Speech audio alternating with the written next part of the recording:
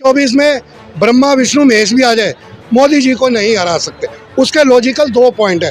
देखो, आज सारा पक्ष जो भी है वो कहते हैं जी ईवीएम से हटा कर बैलेट पेपर से आप चुनाव करा लो।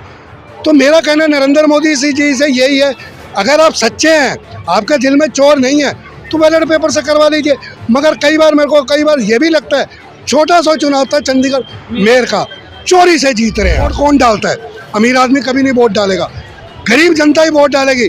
वो रेडी पटरी वाला हो, झुग्गी झोपड़ी वाला हो, ऑटो वाला है, मगर सबसे ज़्यादा परेशान वही रहे। हमने कई बार केंद्र से कहा, सर हमारा किराया लागू कीजिए, हम रेडी पटरी से काम करते हैं। 2014 में नरेंद्र मोदी जी कानून भी लेके आए थे, वो कानून क्या है, किताबों में पैक हो जाएगा। अगर हमारे देश के प्रधानमंत्री जी को एमसीडी में आना पड़े छोटे से चुनावों में, नरेंद्र मोदी जी के चेहरे पे देख रहे, तो फिर इन सांसदों को टिकट ही क्यों देते आप? सारा काम ही हमारे मोदी जी कर रहे।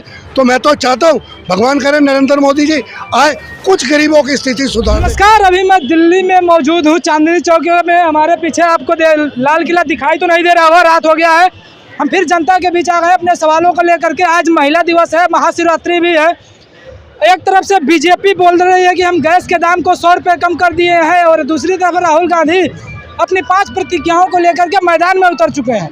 दोनों तरफ से इंडिया गठबंधन से लेकर के एनडीए गठबंधन तक रणभूमि में कूद चुके हैं 2024 में।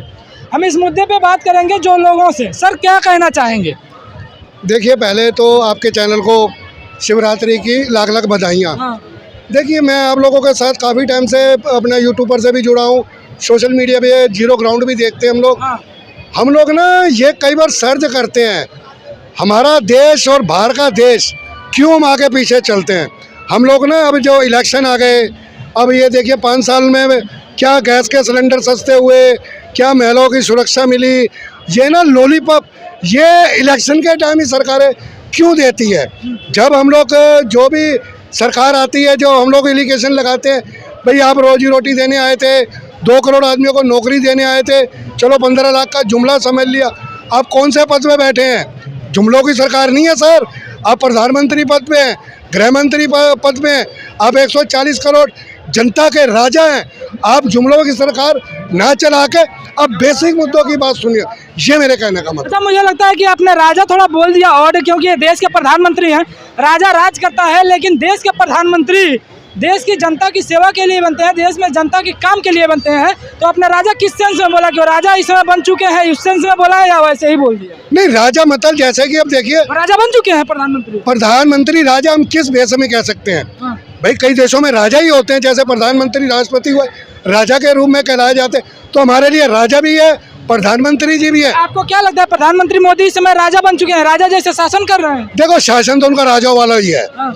अगर हम सेवक वाला नहीं है। सेवक वाला मैं इसलिए नहीं मान सकता कि अगर जो आदमी ये कह के आए कि मैंने 35 साल भीख मांगी है, भिक्षा मांगी है, वो आदमी किस एंगल से आपको लगता है कि वो कहते हैं कि हम तो फकीर आदमी है, झोला लेके चल देंगे? वो फकीर कौन से एंगल से लगते? आप ना एक लॉजिकल पॉइंट पे बात कीजिए। आप देश के प्रधानमंत्री हैं, 140 करोड़ के जनता के प्रधानमंत्री हैं। आप जुमलों की सरकार मत कीजिए, जुमले मत दीजिए। आपको पास पता है 1 लाख महीने में नौकरी नहीं दे रहे, आप 2 करोड़ नौकरी देने का वादा झूठा क्यों जनता से कर रहे? ये मेरे कहने का मतलब है। अच्छा, आपने बोला कि इधर रोजगार को झूठा बोला जा रहा है, लेकिन प्रधानमंत्री बोलते हैं कि हमने इजराइल से लेकर के, रसिया से लेकर के इंग्लैंड तक कितनी विदेशों में भी नौकरियां दी है, आपको पता होगा। देखो, विदेशों में नौकरी दी है, आप जीरो ग्राउंड पे सर्वे करके देखिए। हमने आपको कई बार इंटरव्यू में कहा है, हम एक छोटे से रेडी पटरी वाले हैं।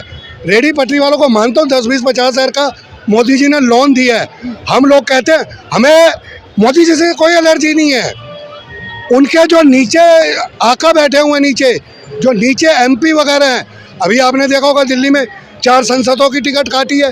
क्यों काटी है? कि उनके सांसद काम ही नहीं कर पा रहे थे, इसीलिए बीजेपी ने उनकी टिकट काटी है।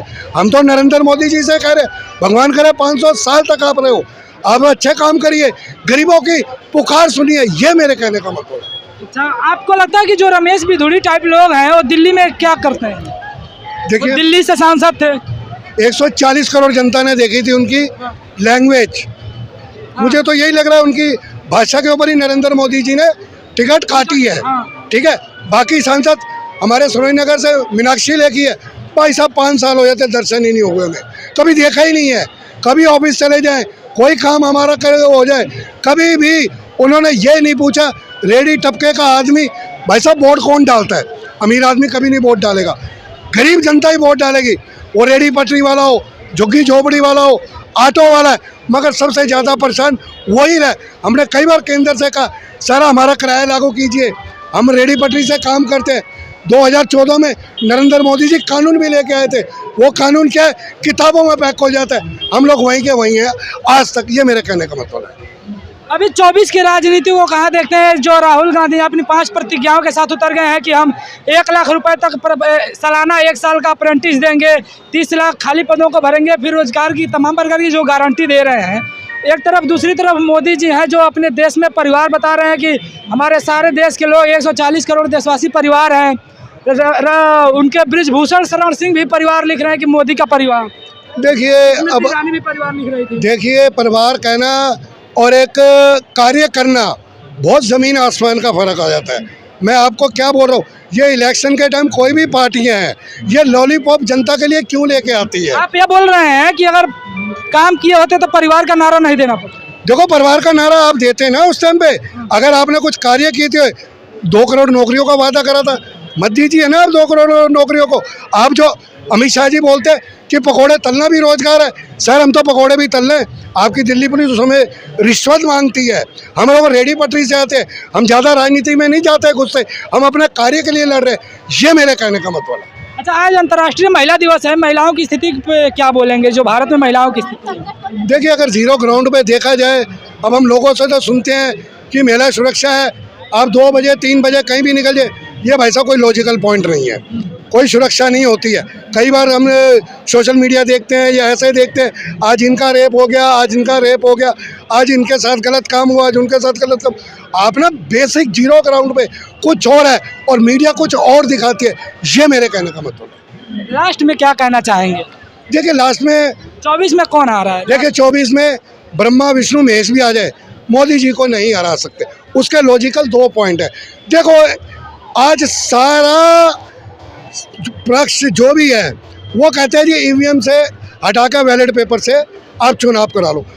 तो मेरा कहना नरेंद्र मोदी जी से यही है, अगर आप सच्चे हैं, आपके दिल में चोर नहीं है, तो बैलेट पेपर से करवा लीजिए।